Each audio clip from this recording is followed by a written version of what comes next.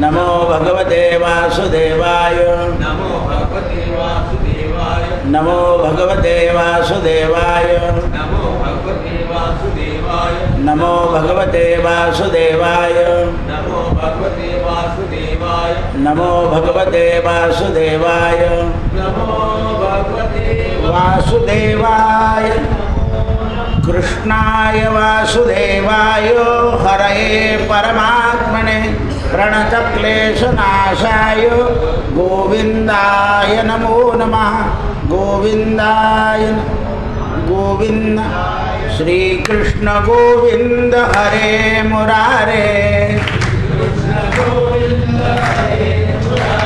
हे नाथ नारायण वासुदेव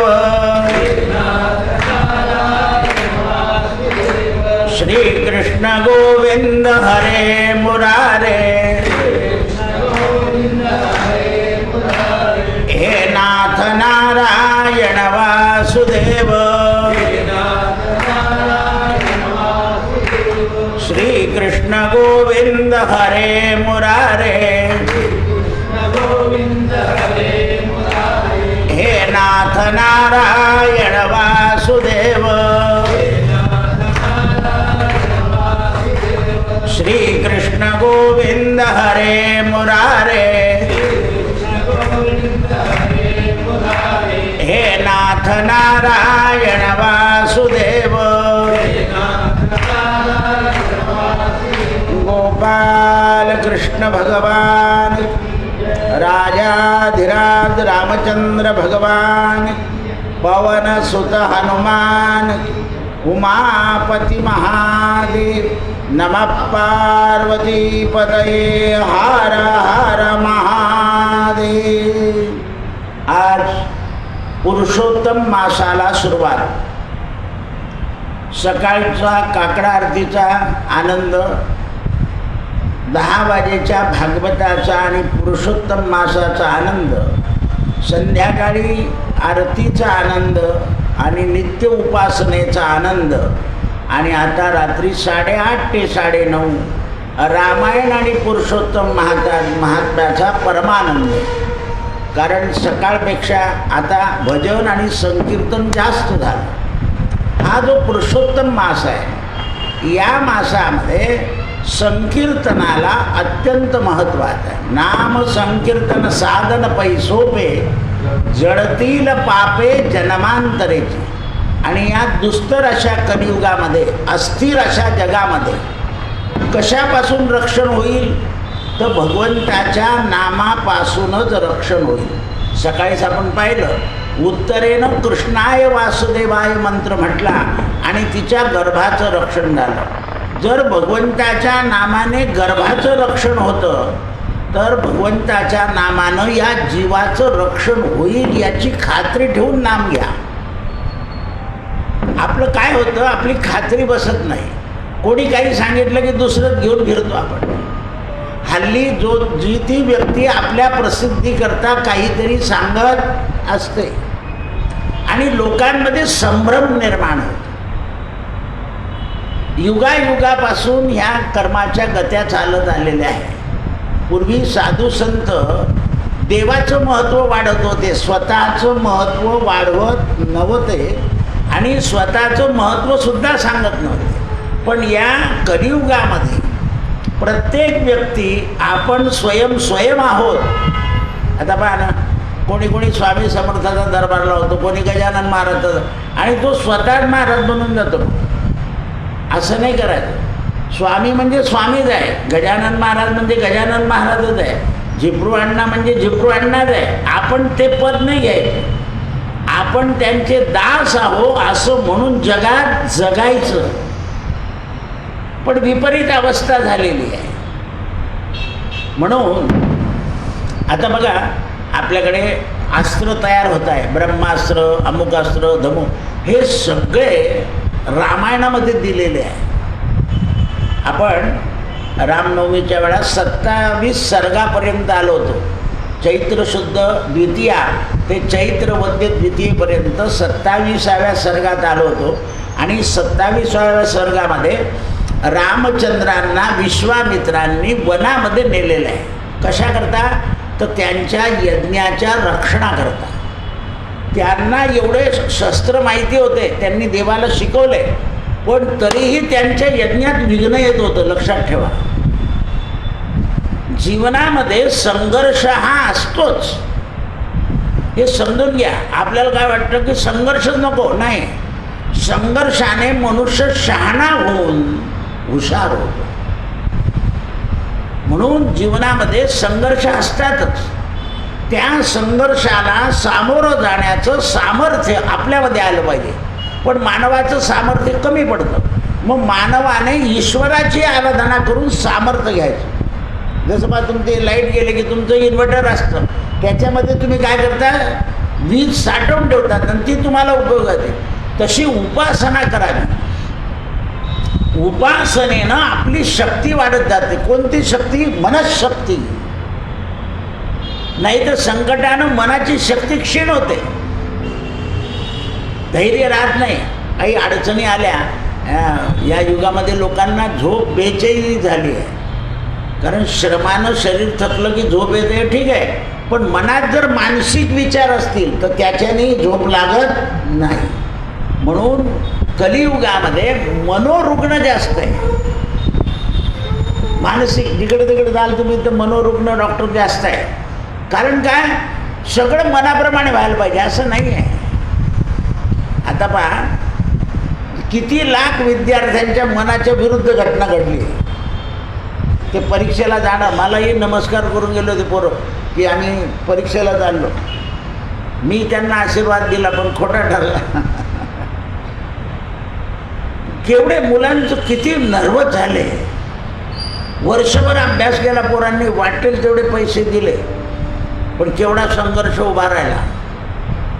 बरं, तो आता म्हणजे त्याच्यावर केवढा खर्च आहे, केवढं लोक गोळा करायचे, त्यांना ठेवायचं आहे. हे कशामुळे झालं? लोभ, की आपल्याला खूप पैसे मिळतील. म्हणून कलियुगामध्ये मनुष्य लोभ आणि काम याच्याने ग्रस्त झालेला असतो. म्हणून जगात अस्थिरता निर्माण होते. अस्थिरता म्हणून स्थिर राहिलं पाहिजे माणसाने. आणि स्थिर मनुष्य त्याच वेळा राहतो की ज्या वेळा तो भगवंताची उपासना करतो. म्हणून आज अस्थिरता आहे. कसं होईल, कसं होईल, कसं होईल, आणि त्यामुळे मानसिक ताण होता. म्हणून विश्वामित्रांनी आधी रामाला ताटिका मारायला लावली की बघ, ही राक्षसी या वनाचा नाश करते आहे.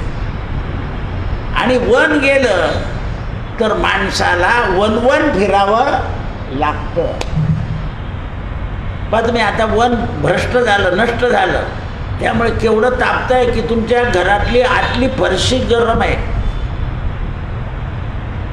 म्हणून वन रक्षण केलं पाहिजे. ही वनाचा नाश करते ही ताटिका.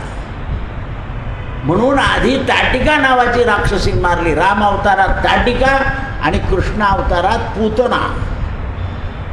पूतना बालघातकी, मुलांचा नाश करायची. पहा तुम्ही आता किती मुलींवर अन्याय होतोय, किती बालक पळून येत आहे, पैसे मागताय, 12-12 कोटी रुपये त्यांच्याजवळ. तर ज्या वेळेला बाल हत्या, स्त्री हत्या, कुमारिका हत्या आणि गोहत्या ही होते, त्यावेळेला जगामध्ये अस्थिरता निर्माण होते. म्हणून रामाला ताटिका मारायला लावली. आणि विश्वामित्र हसले आणि रामाला म्हणाले, हे महायशस्वी कुमारा, तुझं कल्याण असो, कारण तू ताटिका मारली म्हणून मी संतुष्ट झालो. असं विश्वामित्र संतुष्ट झाले.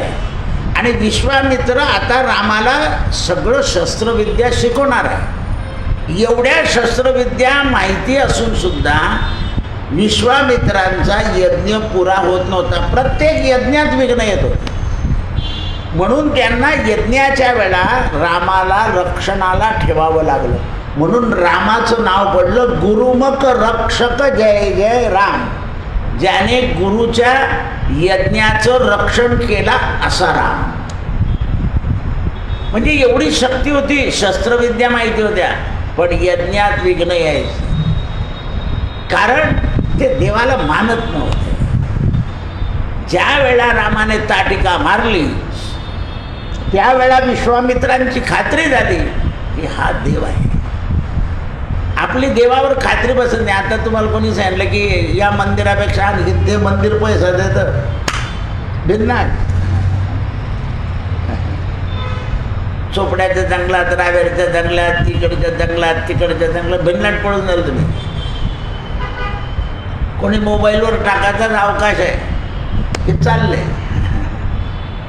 त्याचं कारण आहे ना लोभ आणि काम.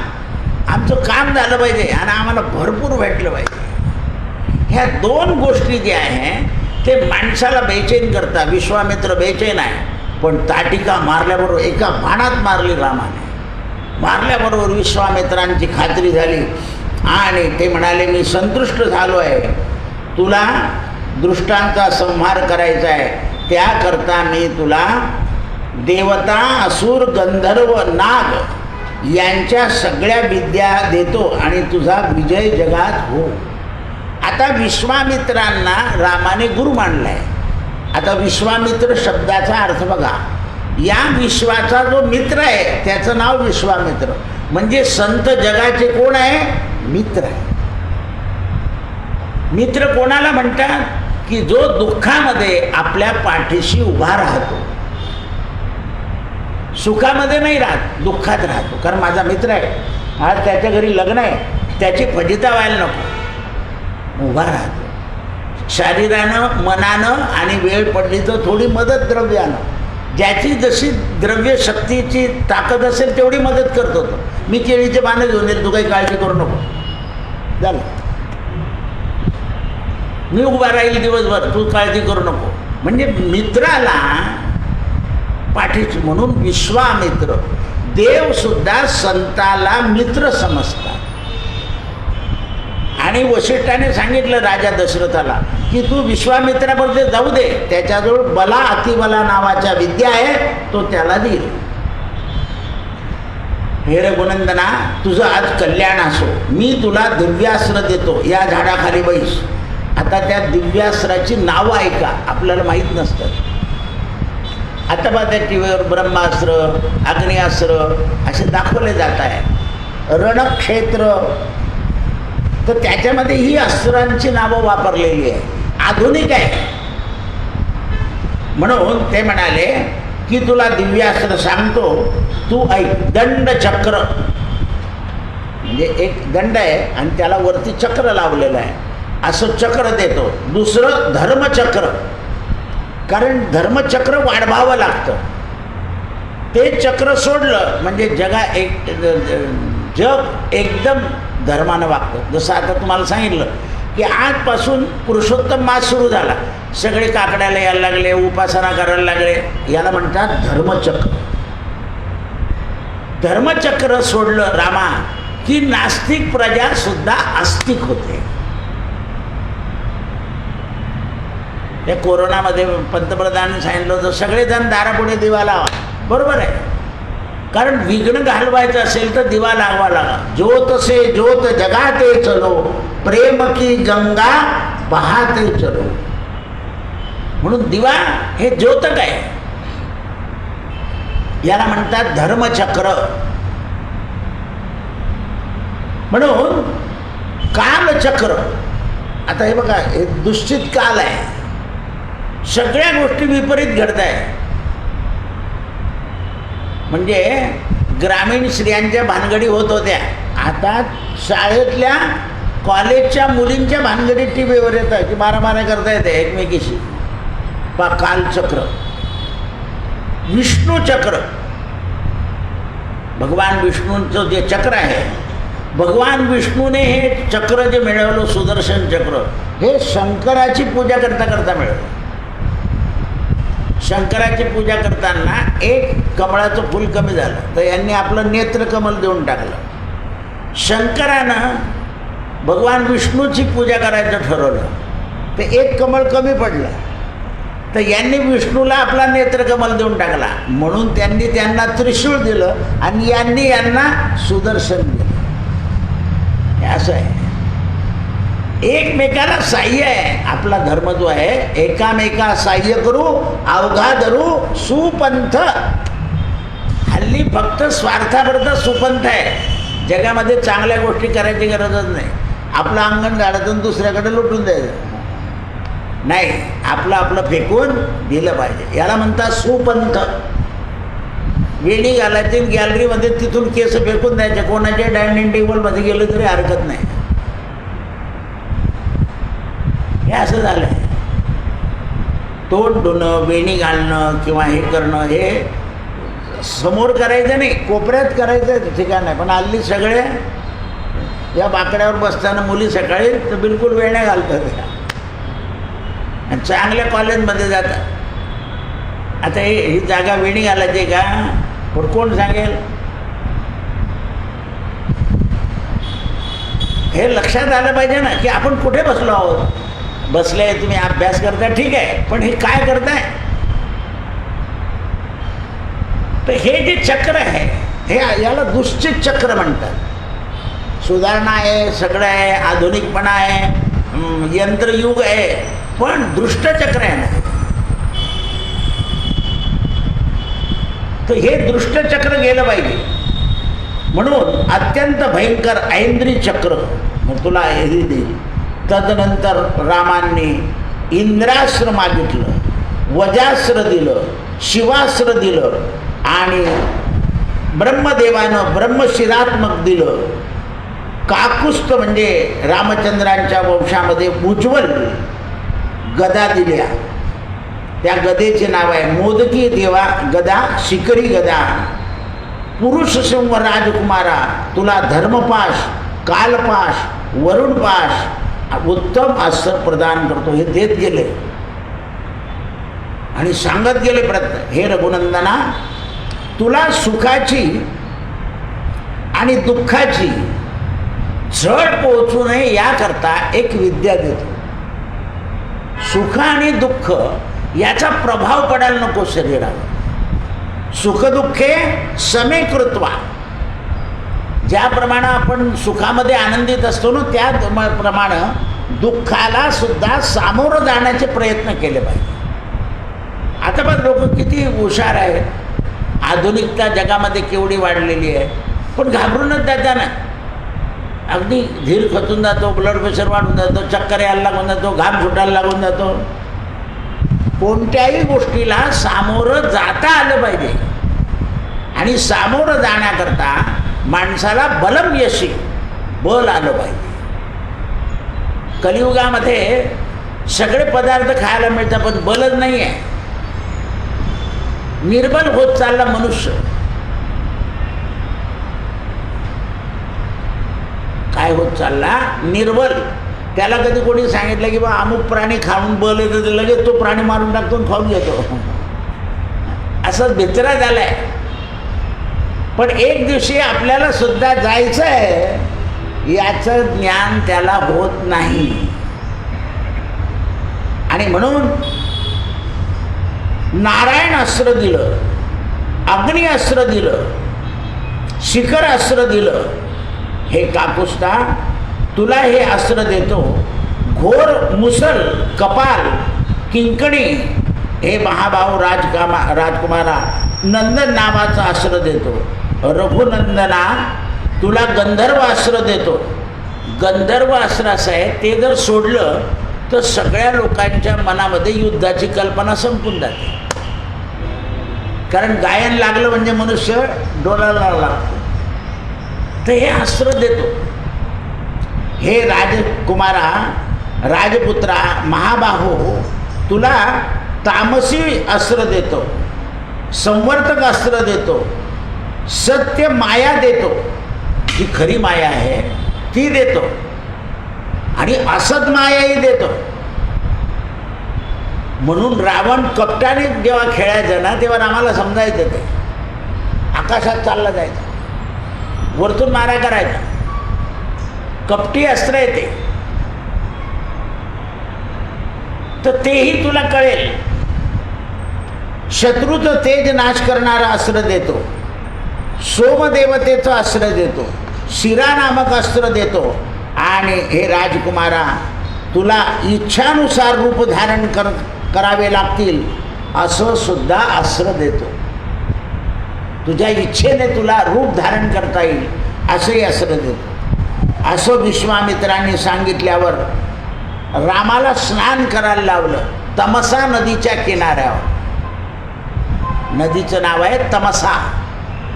दर्भाचं आसन करायला लावलं, त्याच्यावर बसवलं आणि रामाच्या मस्तकावर आणि लक्ष्मणाच्या मस्तकावर दोन्ही हात ठेवले, डोळे लावायला सांगितले.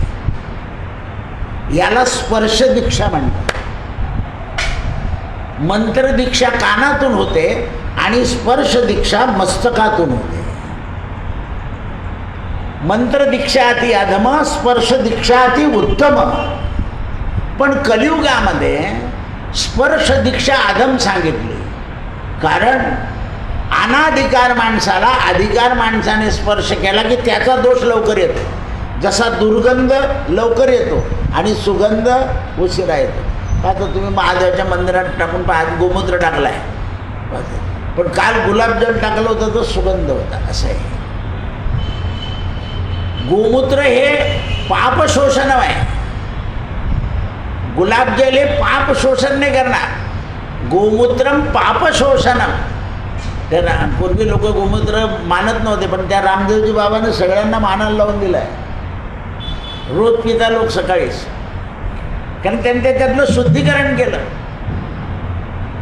आपल्याला जरी गोमूत्र शुद्ध करायचं असेल तर वस्त्र घ्यायचं आणि त्याला 100 घड्या करायचा आणि त्याच्यात टाकायचं, वासच राहत नाही. भांड्यात ठेवायचं, 100 घड्या वस्त्राच्या करायच्या आणि वरतून गोमूत्र टाकायचं. ते गळून गेलं की वास नाही राहत. जसं दही आहे, तुम्ही दही विरजलं की लगेच त्याच्यात रवी घालतात, तसं नाही घालायचं आहे. एक वस्त्र घ्यायचं, त्याला पातेल्याला बांधायचं आणि त्याच्यात ते दही टाकायचं आणि ते जे आंबलं आहे ते खाली पडू द्यायचं. मग गरम पाणी घालून त्याचं ते खायचं. पण लोक करत नाही. असं आहे. दूधसुद्धा उकळून मग वापरायचं आहे. आपण घेतो तसंच टाकून दूध पिशवीत चहा उकळतं ना ते नाही, त्याला उकळायचं आहे. त्याच्यातले जे दोष आहे ते निघून जातात. कारण प्रत्येक गोष्टीत दोष आहे. आपल्याला काय पाणी गाळूनच प्यायचं आहे, त्याच्यात निर्मिळीच टाकायची आहे, तुरटीच टाकायची आहे, ती टाकलीच पाहिजे. केमिकलयुक्त काही टाकू नका, त्याच्यात भेसळ आहे. वनस्पतीजन्य जे आहे ते नाशक नाही आहे. निर्मळी जी आहे ती वनस्पतीजन्य आहे, ती अपायकारक नाही आहे. कुठलंही केमिकल केन प्रकारेनं ते अपायकारक असतं. आणि टाकायचं असलं तर कमी टाकायचं. म्हणून ते म्हणतात असे शस्त्र दिले.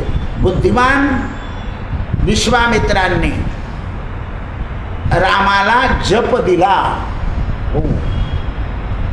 कारण देवाने जरी अवतार घेतला तर मनुष्य जन्मामध्ये दोष येतात आणि सगळे दोष जायचे असतील तर जप केला पाहिजे. जन्मातला ज आणि पापातला प, याचं नाव जप.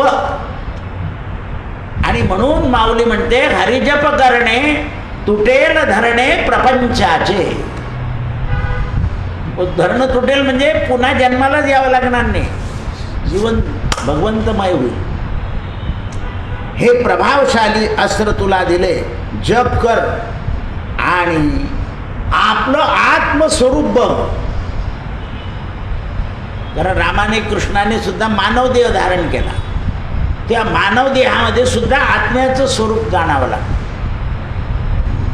राम जेव्हा शरयू नदीवर गेले तेव्हा ध्यानस्थ बसले. जाताना भगवान श्रीकृष्ण प्रभास पट्टणला ध्यानस्थ बसले. आत्मस्वरूप जाणावं लागतं. आणि म्हणून रामाच्या आरतीमध्ये वर्णन आहे, आत्मा या रामा निजबोधा या रामा. आत्मा हाच राम आहे. म्हणून आत्मा हाच गुरु आहे. तो देहधारी गुरु समजून सांगतो. म्हणून मी पोरांना म्हटलं ना, तुम्हाला स्वप्नातच मंत्र मिळेल असं समोर द्यायची गरज नाही. कारण तुम्ही मनामध्ये झोपताना विचार कराल की आपल्याला देवाने मंत्र दिला पाहिजे, मंत्र दिला. असा विचार केल्यानं बुद्धी शुद्ध होते आणि बुद्धी शुद्ध झाली की मन शांत होतं आणि मन शांत झालं की मग शांताराम दिसतो. शांताकारं भुजगशयनं पद्मनाभं सुरेशं विश्वाधारं गगनसदृशं मेघवर्णं शुभं. आणि शांताराम दिसला की शांतारामाची शांता म्हणजे लक्ष्मी ही पायाजवळ दिसते. भगवंताचं नाव शांताराम आहे तर आईसाहेबांचं नाव काय आहे? शांती.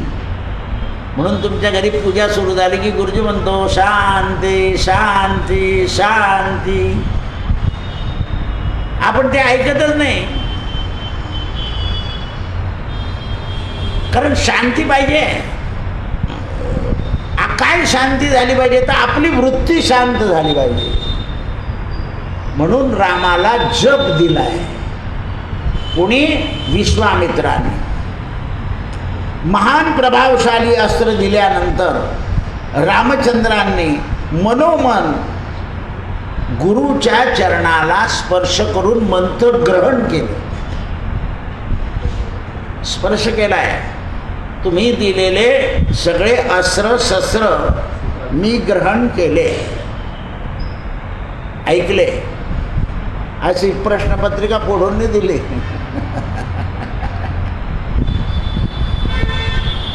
तो गुरु होता, विद्यार्थ्यांना शिकवणारा होता. तो गुरु कसा पाहिजे? शिकवतानाच असं शिकवलं पाहिजे की नाही रे कोणाचं पाहू नको.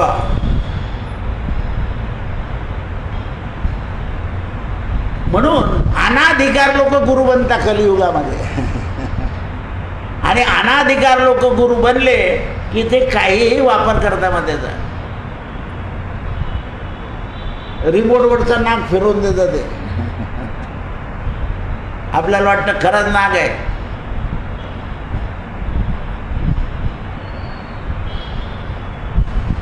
म्हणून तदनंतर महान तेजस्वी रामाने प्रसन्न चित्ताने विश्वामित्रांना नमस्कार करून यात्रेला आरंभ केला.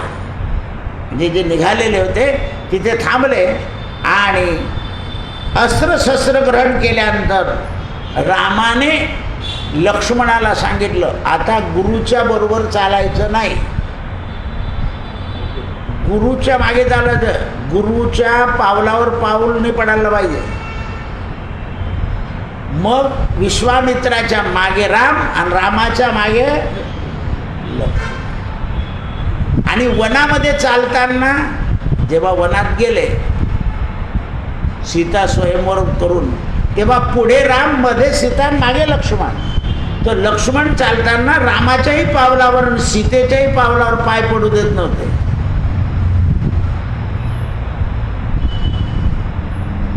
गुरुच्या बरोबर चालताना गुरुची सावली ज्या बाजूला पडत असेल त्या बाजूला नाही चालत, विरुद्ध बाजूला. त्या सावलीवर सुद्धा पाय पडायला नको असं आहे.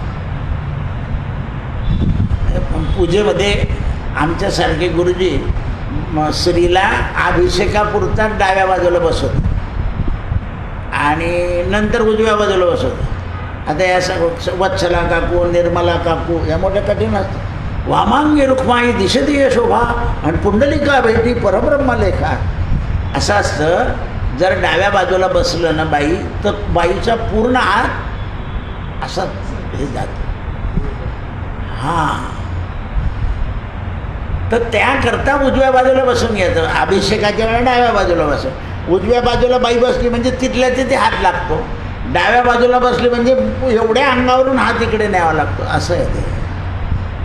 म्हणून ज्ञात ब्राह्मण तेवढ्यापुरता डाव्या बाजूला बसवतो, नंतर मात्र उजव्या बाजूला बसतो. उजव्या बाजूच्या पदराला जर गाठ मारली तर तो पदर अंगावरून खाली येतो, उजव्या बाजूला मारली तर तो इकडच्या बाजूला असतो. म्हणून त्याची पद्धत आहे. पण याच्याकरता गुरुजी शिकलेला लागतो. आपला येतो हसत राहतो, गंमत करत राहतो. पूजेमध्ये हसणं नाही, गंमत नाही, समजावून सांगणं आहे. त्याला पूजा म्हणतात. चुटके मारणे म्हणजे पूजा नाही आहे. देवाशी समरथ होता आलं पाहिजे तुम्हाला. गंध लावता लावता गणपती पडून गेला ही काय पूजा झाली? कलश पडून जातो. ते गहू खूप ठेवावं लागतं आणि मध्ये कलश ठेवावा लागतो, नाही तर खंडून जातो. मग काय सांगतात? कलश खंडल्यानं फायदा होईल तुमचा, म्हणजे आगोची बंद. ह्या अशा गोष्टी सांगतात. कलश पडायला नको. नको, पडलं की फायदा होतो. म्हणजे दिलं उल्लू बनवून.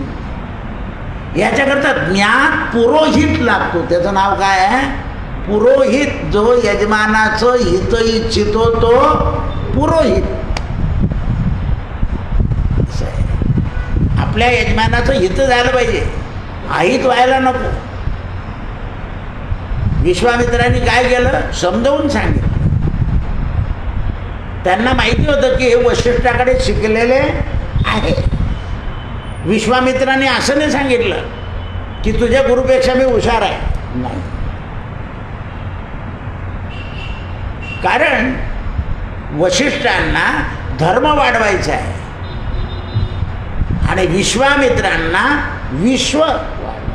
दोन गोष्टी आहे. विश्वाकरता क्षत्रिय आहे आणि धर्माकरता वशिष्ठ आहे. विश्वामित्र क्षत्रिय आहे, हे ज्ञान झालं.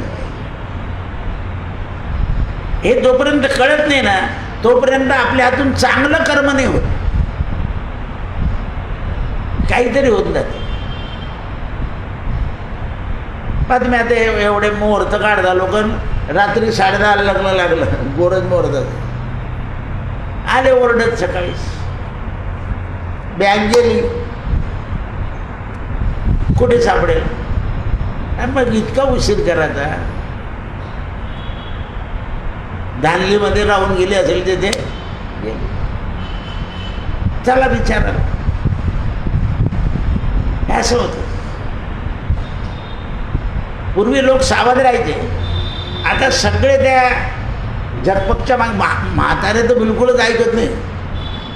चालवलं जात नाही, बसवलं जात नाही, तरी ते गाडीत बसतात.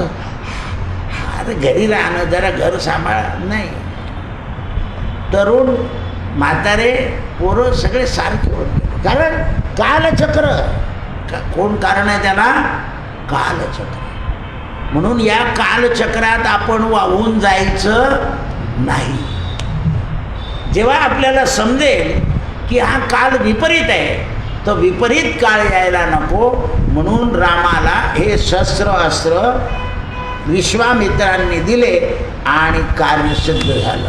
आता रामायणाचा अध्याय संपला. आता परत आपला अधिक मास. नवीन लोकांकरता परत व्यवस्थित सांगतो.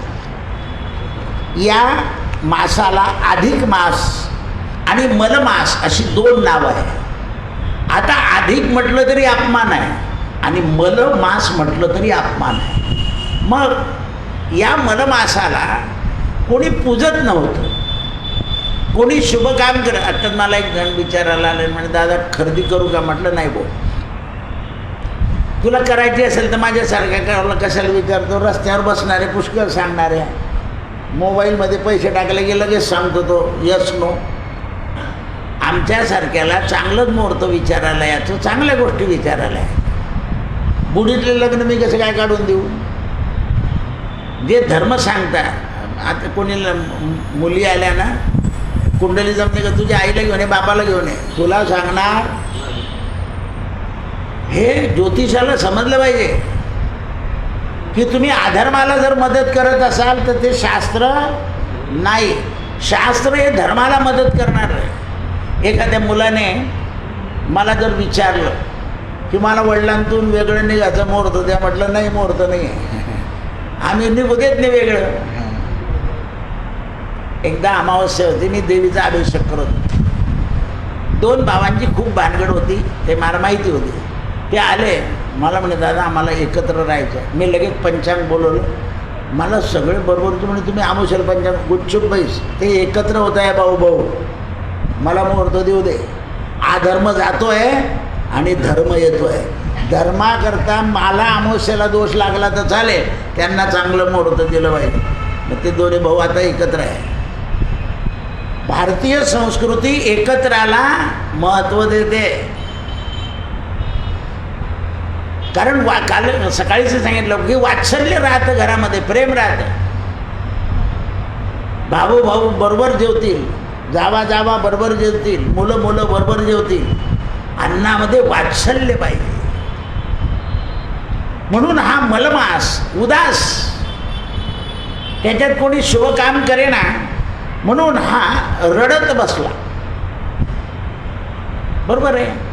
माणसाला मान, सन्मान आणि धन या 3 गोष्टी जर नाही मिळाल्या ना, म्हणून एक लक्षात ठेवावं, तुम्ही जर धनवान असाल तर तुमच्या नौकराकडे आणि गरिबाकडे जरूर जा. तुम्ही गेले की तो म्हणतो भाऊ आले, ताई आल्या, आल्या माझ्या, जो येईल त्याला सांगत राहतो तू काय झाला, आनंदित झाला. म्हणून श्रीमंताकडे नाही गेलो तर चालेल, पण आपल्यापेक्षा जो गरीब आहे त्याच्याकडे जाऊन यावं, त्याला आनंद होऊन जातो. आपण काय म्हणतो, हे पैसे घरी जाय, आम्हाला कुठे वेळ आहे त्याच्याकडे यायला, नाही. तुम्ही त्याला दुःखी करा, त्याला आनंदित करा. त्याच्या घरी काही झालं, दुःख जायचं. भाऊ येऊन गेले, बरं ज्याला त्याला सांगतो भाऊ येऊन गेले, ताई येऊन गेल्या, मला विचारून गेल्या सगळ्या, तुला काही कमी आहे का, त्याला तो आनंद होतो. म्हणून या गोष्टी आपल्या हातून घडायला पाहिजे. हा सुद्धा परोपकार आहे, हा सुद्धा परोपकार आहे. कारण दुसऱ्याला समाधान आणि आनंद देणं हे फार मोठं कार्य आहे. म्हणून या ग्रंथकर्त्यानं आपल्या कुलदेवतेचं स्मरण केलेलं आहे आणि असं स्वतःबद्दल लिहिलं आहे की मी काही वाचस्पती नाही, पण हे देवा तू गुणसमुद्रानंत, त्याचा ना लागे अंत, मी मूढसे मज करोनी ग्रंथ पुरा करावा. मी मूढ आहे म्हणून हे कुलदेवते, हे गणपती, हे माझे गुरु, तुम्ही माझ्याकडून या ग्रंथाचं कार्य करून घ्या. काया वाचा मनोभावे नमस्कार करतो तुम्हाला गे, अधिक महात्म्य माझे हाते महाराष्ट्र भाषे करावा. महाराष्ट्र भाषा म्हणजे मराठी भाषा. केवढा वाद चालला आहे मराठी भाषेचा, लोक मराठी भाषेला महत्त्वच देत नाही. म्हणून ते म्हणतात गिवार्ण भाषा वर्णिली, महाराष्ट्र भाषा यथामती, म्हणून संस्कृतामाजोनी मराठीत केला ग्रंथ. हा मूळ जो ग्रंथ आहे अधिक मास हा संस्कृतमध्ये आहे, मी मराठीत केला म्हणे. ऐशी ऋषीची ऐकोनी वाणी, सूत म्हणे महामुनी, मी केवळ विना लागोनी तुम प्रश्न करतो. नैमिषा नावाच्या अरण्यामध्ये सूत नावाचे एक वक्ते होते आणि त्यांच्याकडे 88,000 शिष्य होते. त्या 88,000 शिष्यांनी आपल्या सूत नावांच्या गुरुला प्रश्न केला आहे की महाराज, जगामध्ये व्यासापासून सगळं ज्ञान झालेलं आहे आणि व्यासांनी नारदाला सांगितलं आहे आणि नारदांनी जगाला सांगितलं आहे, पण व्यासांनी सूताला सांगितलं आहे आणि सूतांनी ऋषी लोकांना शिकवलं आहे आणि ऋषी लोकांनी जगात सांगितलं आहे आणि ते ज्ञान 2026मध्ये आपण ऐकतो आहे. म्हणून ते म्हणतात कुठे झाली ही कथा, म्हणे ब्रह्मानंद नारद योगी फिरता फिरता हिमालयी, फिरता फिरता बद्रिकाश्रमाला गेले. नारायणाचे स्थान परम तपोवन. बद्रिकाश्रम म्हणजे नर आणि नारायण हे तिथे तपस्या आहे. बद्रीनारायणाची यात्रा म्हणजे तप करायला जायचं आहे. आता हे तुमचे ते वक्ते आहे ना, ते तपाला गेले 21 दिवस बद्रीनारायणाच्या ठिकाणी. तप करायचं असतं तिथे. संसारी माणसाला तप जाऊन त्याने जप करायचं असतं. म्हणून यात्रेला कुठेही गेलं तर आपल्या हातून सहस्र जप झाला. तुम्ही कुलस्वामींना जाता, पूर्णाच्या पोळ्याने दाखवता, जपच करत नाही. आपल्या कुलस्वामिनाला गेल्यानंतर जप करायचा आहे सहस्र, कमीत कमी 1000. नाही म्हणून मी केला नाही असं नाही झालं, 1000 जप केला पाहिजे. सहस्रनाम तत्पुल्यम. सहस्रनामाने पुण्य होतं. आता विष्णू सहस्रनाम आहे ना, या अधिक मासामध्ये विशेष फल आहे त्याचं. नाही विष्णू सहस्रनाम वाचता येत तर विष्णू नामावली, नाही तर जप. विष्णवे नमा किंवा नमो भगवते वासुदेव. जपानं या माझं लोक काय करू जप करा आधी, कारण जपानं बुद्धी सुधारते आणि बुद्धी सुधारली की सगळं काम होणार. शास्त्रानं चांदी सोनंही द्यायला सांगितलं आहे आणि ज्याला नाही त्याला पळसाचं पानही द्यायला सांगितलं, कारण पळस हे चांदी आहे. म्हणजे शास्त्र काय करतं, कोणाला असं फेरबदल करीत नाही, फळ एकच आहे. दिव्याचं ज्ञान प्रकाश सांगितला. म्हणून असंख्य त्या गंगा तटावर, अलकनंदाच्या तटावर हे सनकादिक बसले असताना नारदांनी त्यांना विचारलं की महाराज, आता एक मास येणार आहे, त्या मासाला लोक मलमास म्हणतात, अधिक मास म्हणतात. अधिक म्हणजे काय, 12 महिन्याचा एक जास्त आला म्हणून अधिक मास. आणि मलमास म्हणजे प्रत्येक महिन्याच्या तिथीचं घट आणि वाढत जाते, त्याच्याने 30 तिथ्या तयार होतात म्हणून हा मलमास तयार होतो. पण या मलमासामध्ये कोणी चांगलं कार्य करत नाही, याला चांगलं म्हणत नाही. पूर्वी लोक काहीच करायचे नाही मलमासामध्ये, काही म्हणजे काहीच नाही. म्हणून भगवंतांना शरण जायला सांगितलं या मलमासाला, की तुला जर स्वतःचा उद्धार करायचा असेल, जगी ज्यास कोणी नाही त्यास देव आहे.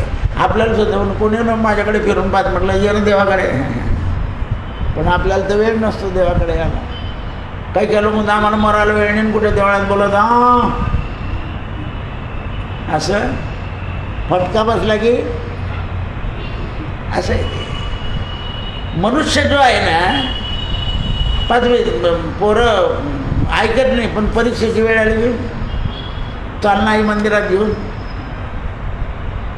कसं आहे ते, बालबुद्धी ठीक आहे, पण आपण तरुण झाल्यानंतर आपल्या बुद्धीला कळालं पाहिजे की ईश्वराचं एक अधिष्ठान असतं आणि ईश्वराच्या अधिष्ठानानं माणसाला शांती प्राप्त होते.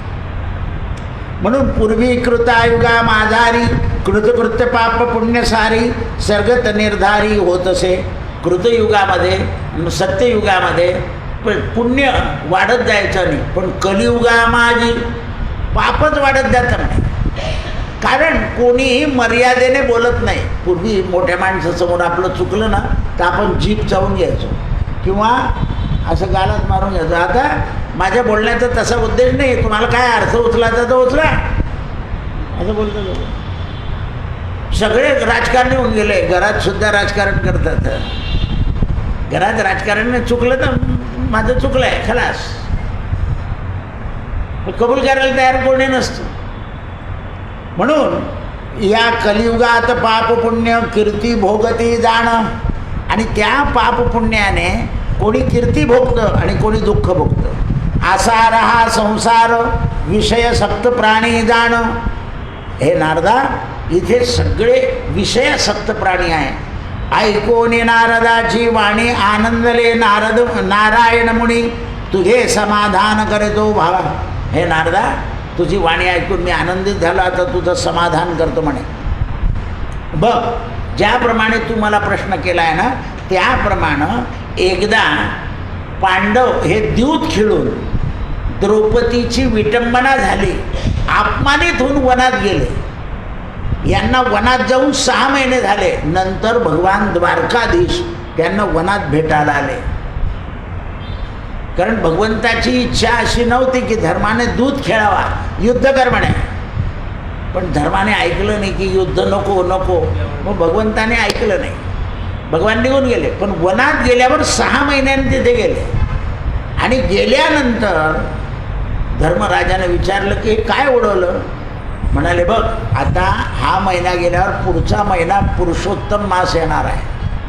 त्या महिन्यामध्ये तुम्ही सगळे लोक स्नान करा, जप करा. आणि हे ऋषीमुनी तुझ्याबरोबर आले आहे.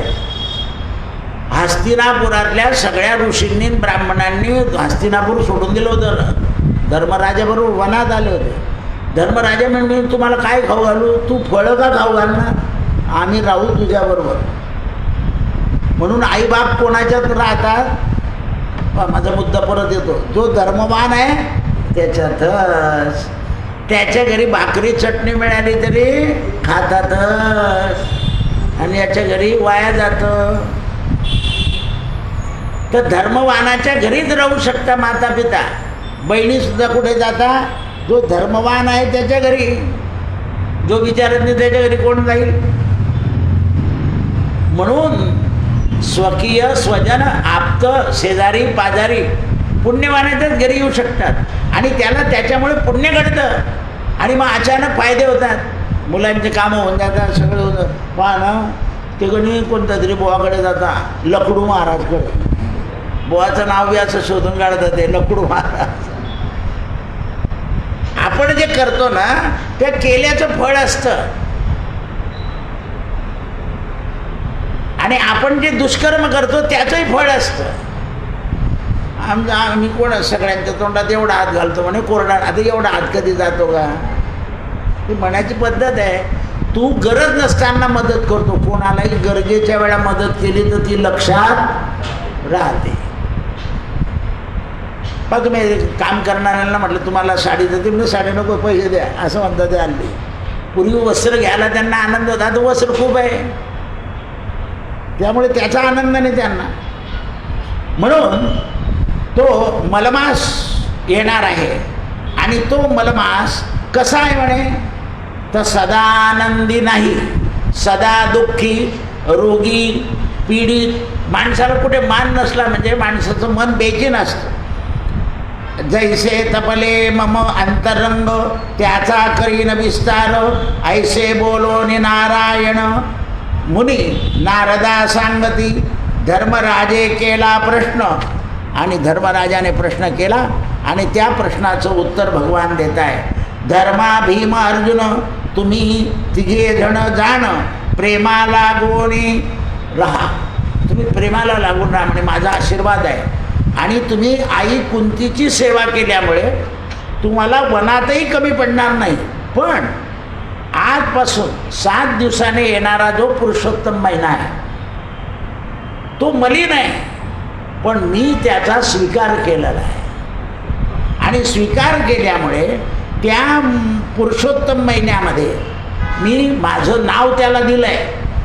अधिक मास मलमास काढून टाकलं आणि पुरुषोत्तम मास दिला आहे. त्या मासा माझी करा स्नान. तुम्ही सगळेचे सगळे स्नान करा. आता तुम्हाला दान द्यायला इथे काय आहे, तर हे फळं आहे ना, तर हे फळं या ऋषी लोकांना द्या. इंदुगुळ झाडाचं फळ तेल काढा आणि त्याचा दिवा लावा. म्हणून महिनाभर दिवा लावणे, स्नान करणे आणि जप करणे हे गोष्टी अत्यंत महत्त्व आहे. दान हे यथाशक्तीवर अवलंबून असतं. त्याच्याकरता जास्त कोणाचं पाहूनही करू नये, कारण कोणाची बरोबरी करण्याच्या भानगडीत पडू नये. एवढी तीळ दिली काय आणि एवढे 4 दाणे दिले काय आणि त्याच्यावर दिवा दिला काय, त्याचं फळ सारखं आहे. कारण दिव्याचा प्रकाश सगळीकडे सारखा आहे. दिवा कसाही असो, तो त्याचं गुणधर्म काय आहे, प्रकाश. त्याप्रमाणे त्या दानाचं पुण्य सारखं आहे. म्हणून मशकाच्या पाया इतकं म्हणजे माशीच्या पाया इतकं जरी दिलं तरी त्याचं फळ मानतं.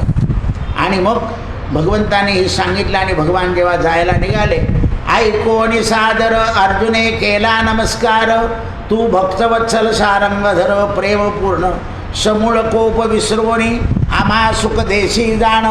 देवा तू आम्हाला हे सांगितलं म्हणून आम्हाला आता हा सगळा अधिक मास कसा आहे, काय करावं, कसं वागावं, काय वागावं, कोणते याच्यात पर्वकाळ असतात, कोणते काय असतात हे आम्हाला तुम्ही सांगा. तेव्हा धर्मराजाने सांगितलं की देवाने आपल्याला उपदेश केला आहे, देव आपल्या जो राहणार आहे आता त्यांची पूजा करा. म्हणून धर्मराजानं भगवंताची पूजा केली आणि मग भगवान कृष्ण सन्निध बैसला धर्म आणि धर्माशी सांगती जाण. धर्मराजा आणि कृष्ण बसले आणि सांगू लागले, नारद तू प्रश्न केला त्याचे उत्तर तुझशी दिले, तयावरी रुक्मिणी रमण रायासी दे तसे उत्तर, ती कथा पुण्य पावन पुढच्या अध्यायी वर्णन करू. आता ती जी पुढची कथा आहे ती उद्याच्या अध्यायात होईल. कृष्णार्पणमस्तु. हरे राम राम राम हरे हरे, हरे कृष्ण कृष्ण कृष्ण पुंडली वरदा हरी विठ्ठल श्री ज्ञान. प्रसाद बसल्या ठिकाणी वाटून द्या आणि बसल्या ठिकाणी श्री अनंत म्हणा. श्री अनंता